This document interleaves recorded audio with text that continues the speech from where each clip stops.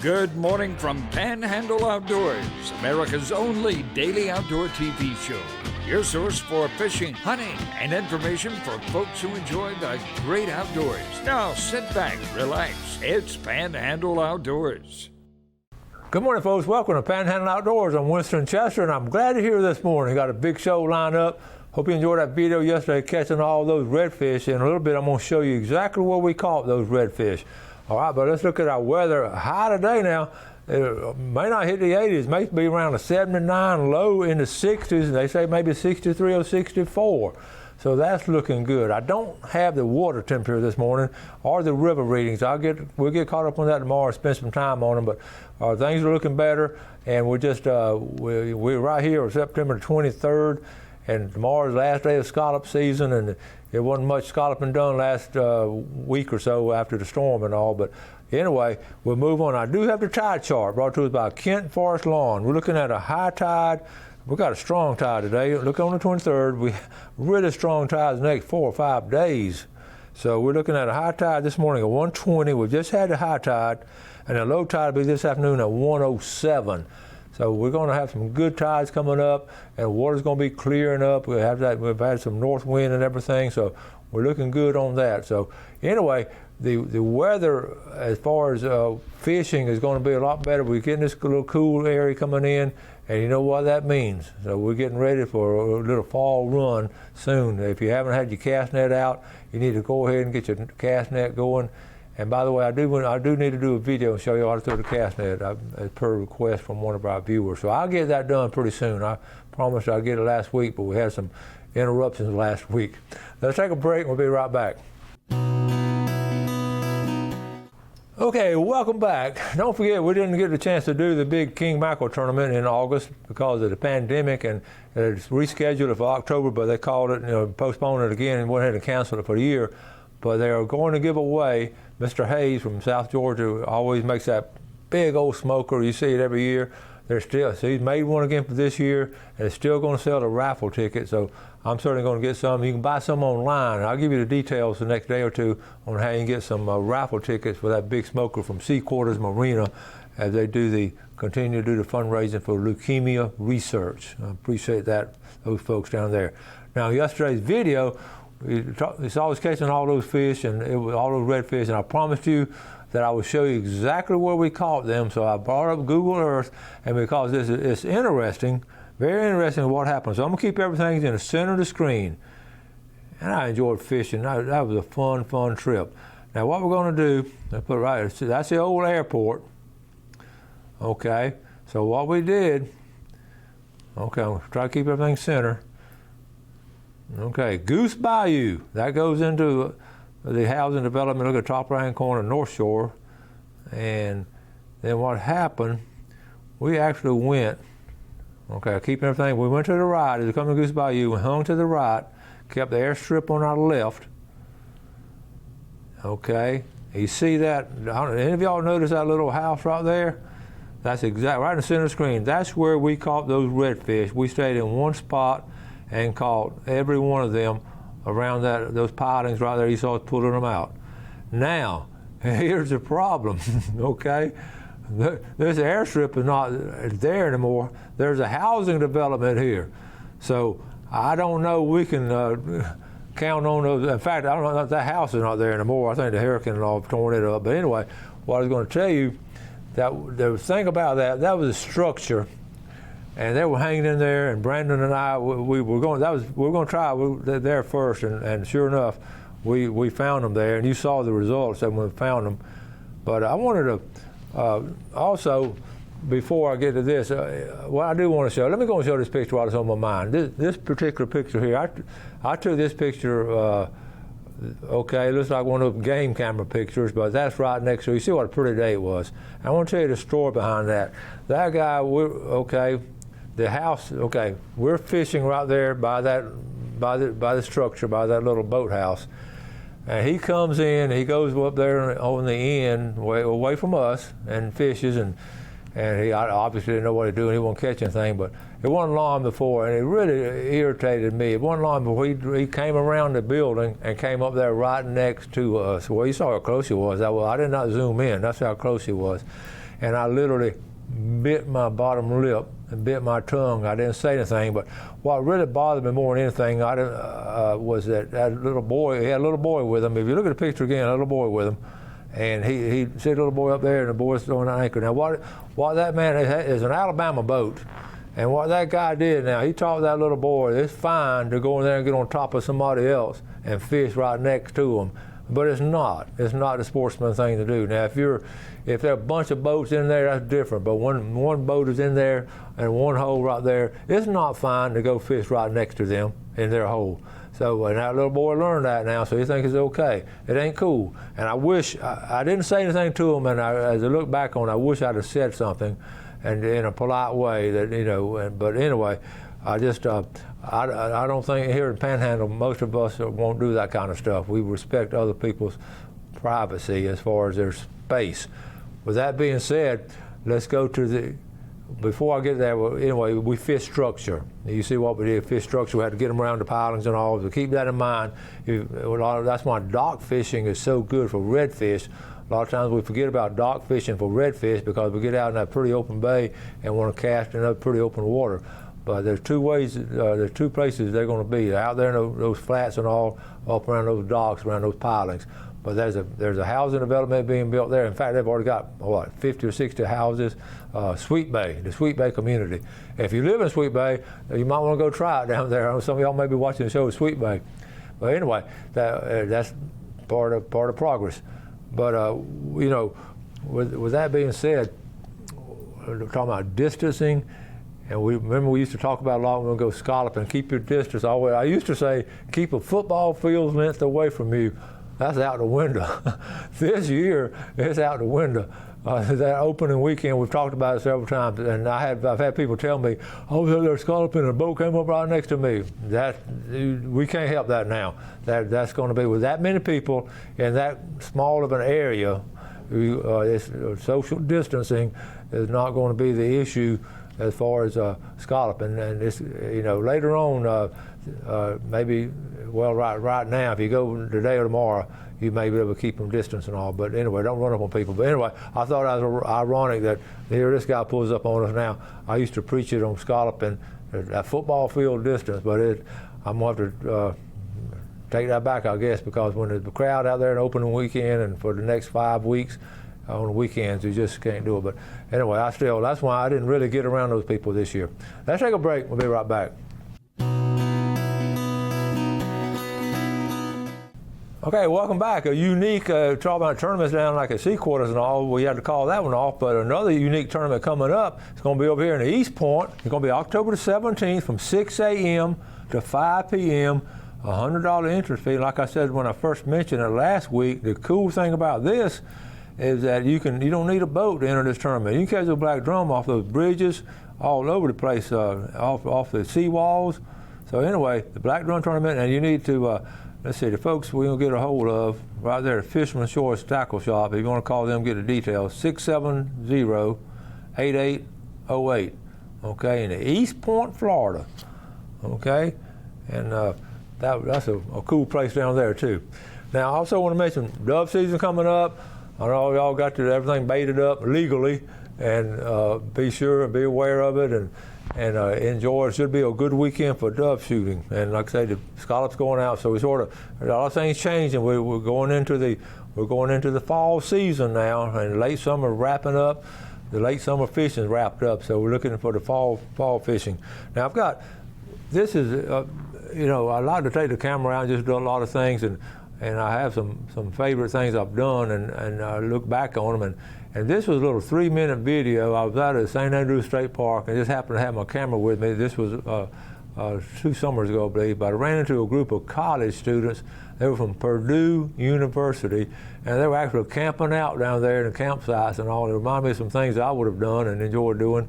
And we ended up, I said, well, do you mind if I interview y'all? And they were how these college kids are. So you're going to enjoy this little interview. So Jeff, let's go and roll this video. Okay, folks, as you know, I'm always looking for folks, okay? This is this boat right here. First thing I noticed, check this out. Purdue University, Indiana. Check it out. Look at this truck up here. This truck says Purdue University, Forestry and Natural Resources. Check it out. I drove by the other day, I saw all these young people here. I knew right away something was up.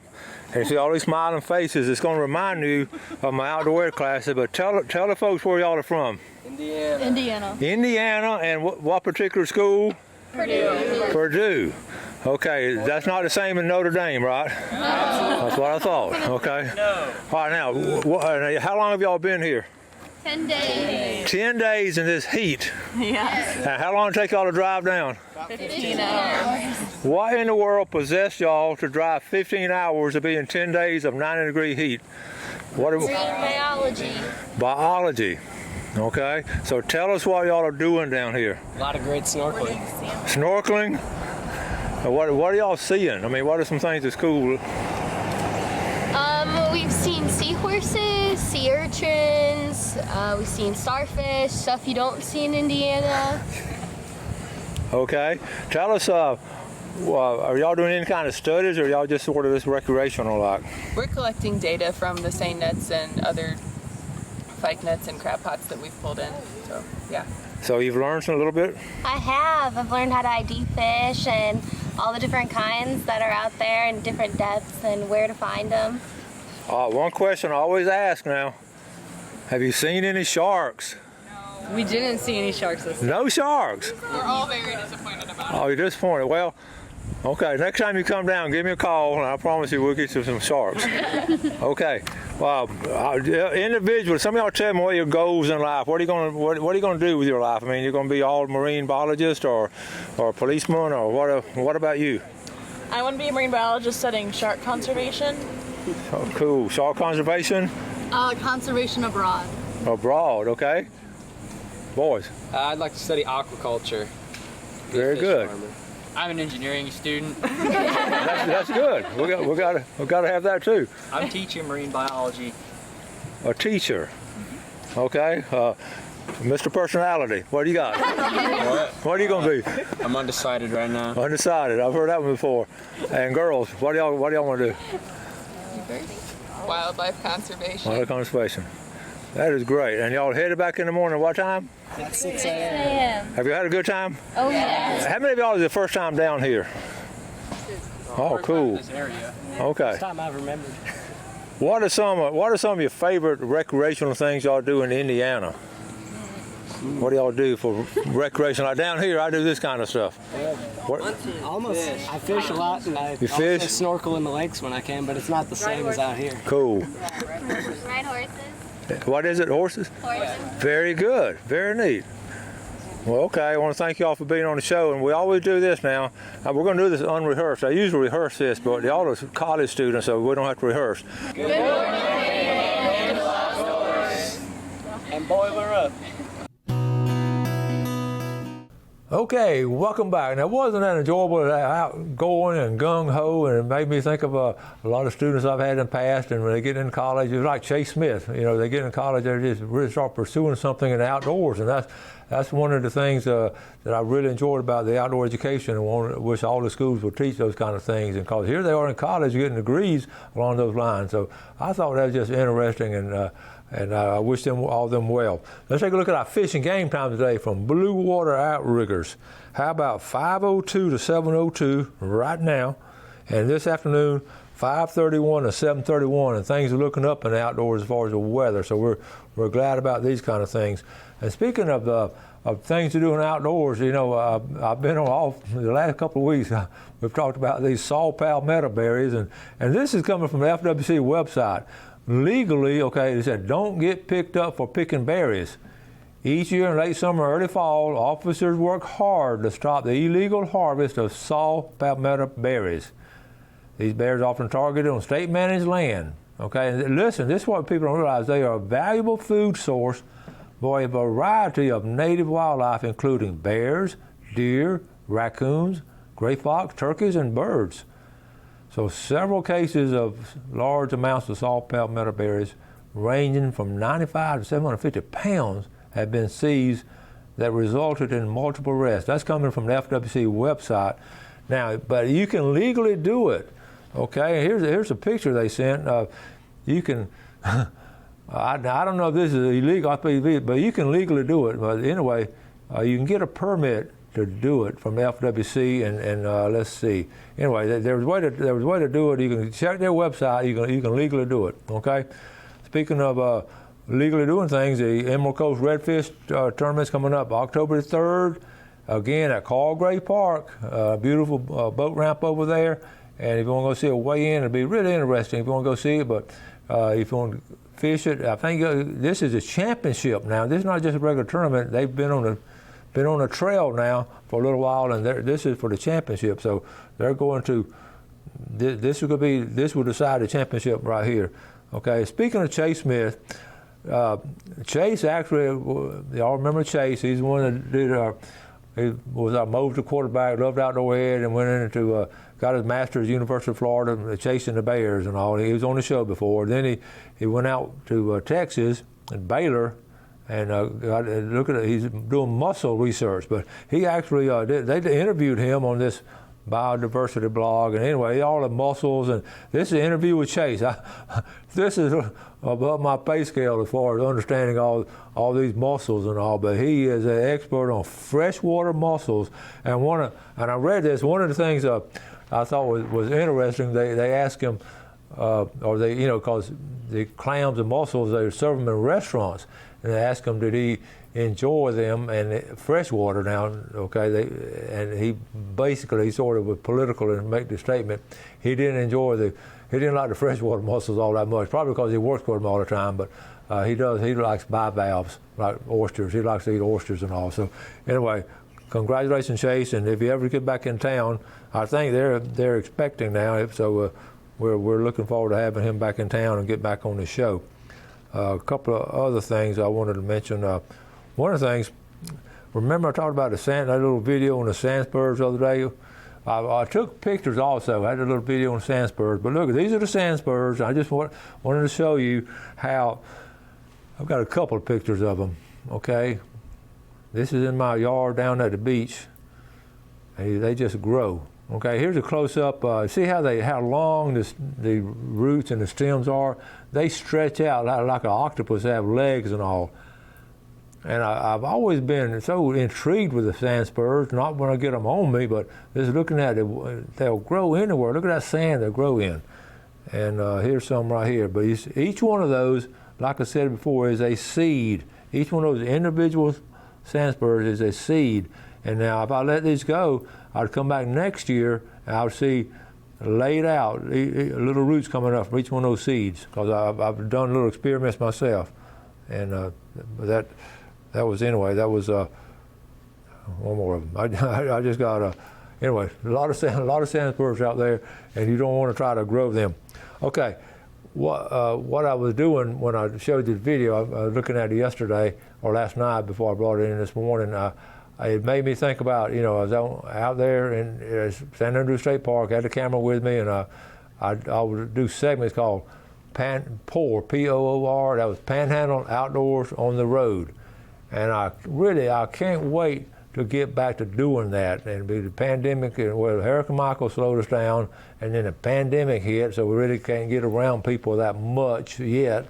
But I cannot wait to get back Panhandle Outdoors on the road. And I would go up there to the Funiac Springs or the Bent Rod Fishing Club, had lunch up there with some of those folks, and been trying to get up to Mariana and over there in Liberty County and have some catfish dinners and all. But Panhandle Outdoors on the Road will be coming back, I promise you, as soon as we can. And I also thought about P-O-O-R. How about Panhandle Outdoors on the River?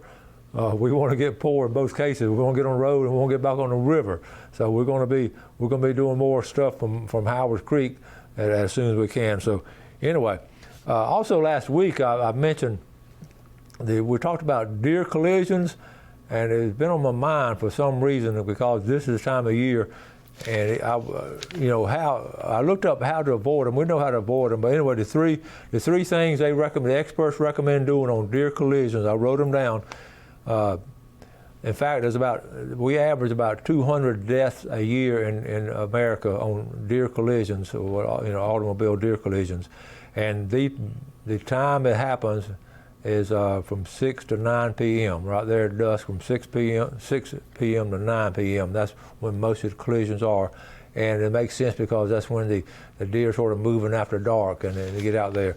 And one thing they said, if you see one, don't think he's going, like one by himself. There's usually another one. But the three things they said. Number one, this common sense that we know. Number one, slow down. Okay, we do that automatically. We see deer in their headlights, we start slowing down. So that's the first thing.